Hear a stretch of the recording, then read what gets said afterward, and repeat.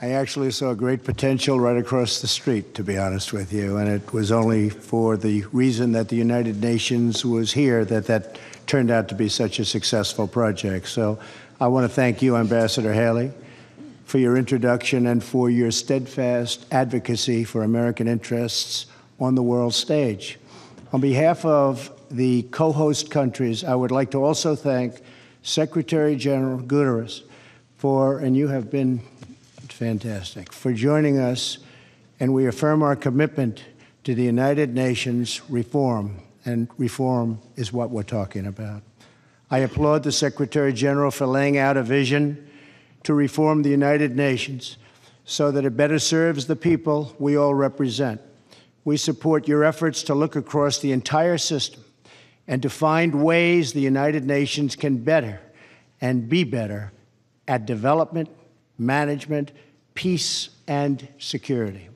The United Nations was founded on truly noble goals. These include affirming the dignity and worth of the human person and striving for international peace. The United Nations has helped advance toward these goals in so many ways: feeding the hungry, providing disaster relief, and empowering women and girls in many societies all across the world. Yet in recent years, the United Nations has not reached its full potential because of bureaucracy and mismanagement. While the United Nations on a regular budget has increased by 140% and its staff has more than doubled since 2000, we are not seeing the results in line with this investment. But I know that under the Secretary General, that's changing, and it's changing fast, and we've seen it. That's why we commend the Secretary General and his call for the United Nations to focus more on people and less on bureaucracy. We seek a United Nations that regains the trust of the people around the world. In order to achieve this, the United Nations must hold every level of management accountable, protect whistleblowers, and focus on results rather than on process.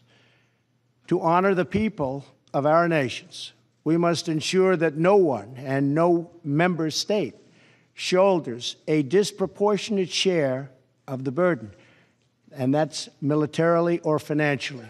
We also ask that every peacekeeping mission have clearly defined goals and metrics for evaluating success. They deserve to see the value in the United Nations, and it is our job to show it to them. We encourage the Secretary General to fully use his authority to cut through the bureaucracy, reform outdated systems, and make firm decisions to advance the UN's core mission.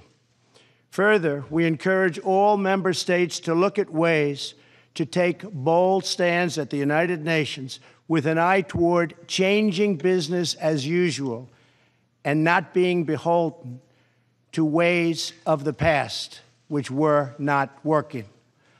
Mr. Secretary General, the United States and the member states present today support this great reform vision. We pledge to be partners in your work, and I am confident that if we work together and champion truly bold reforms, the United Nations will emerge as a stronger, more effective, more just, and greater force for peace and harmony in the world. Thank you, Mr. Secretary General, and I look forward to advancing these shared goals in the years to come, and it is a great honor to be with you today. Thank you.